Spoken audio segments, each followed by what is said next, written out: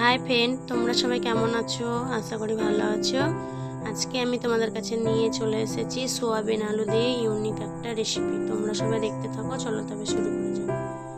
দেখো, প্রথমে আমি উনুন জ্বালিয়ে কড়াই বসিয়ে দিয়েছি। এরপর কড়াই গরম হয়ে এসছে, কড়াইয়ে জল দিয়ে দিলাম। দেখো, আমি এখানে ছোট দানার সোয়াবিন নিয়েছি। তোমরা চাইলে বড় দানার সোয়াবিন নিয়েও তৈরি করতে পারো। দেখো, গরম জলে ফুটিয়ে নিলাম, ভালো করে সেদ্ধ করে নিলাম। এরপর পরিষ্কার করে ধুয়ে জল চিপে তুলে নেব।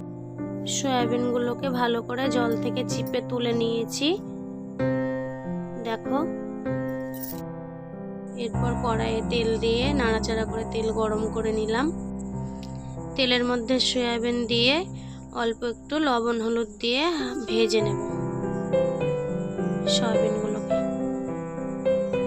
দেখো, প্রায় নাড়াচাড়া করে ভাজা হয়ে এসছে। এরপর নামিয়ে নেব। আমি এই সোয়াবিন আলুর তরকারিটা পুরোটা নিরামিষভাবে তৈরি করেছি। তোমরা চাইলে পেঁয়াজ রসুন দিয়েও তৈরি করে খেতে পারো। এরপর আমি কড়াইয়ে তেল দিয়ে দেব। আমি আলু দিয়েছি, তোমরা চাইলে আলু ছাড়াও তৈরি করে খেতে পারো, যারা আলু পছন্দ করো না। দেখো, তেল গরম হয়ে এসছে। ওই তেলের মধ্যে দুটো তেজপাতা, একটা শুকনো লঙ্কা, কালো জিরে, গোটা গরম মশলা, কেটে রাখা আলু দিয়ে দিলাম। আমি আগেই আলু কেটে নিয়েছি, মশলাও বেটে নিয়েছি।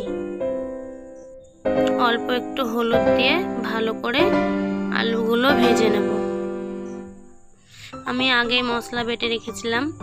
মশলাতে নিয়েছি আদা, কাঁচা পাকা লঙ্কা, দুটো টমেটো পেস্ট করে নিয়েছি ভালো করে।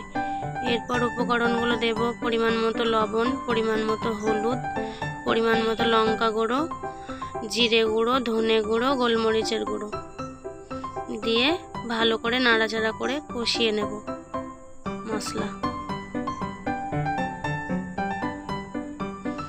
এরপর কেটে রাখা ক্যাপসিকাম দিয়ে দেব। আমি ক্যাপসিকাম দিয়েছি, তোমরাও দেবে।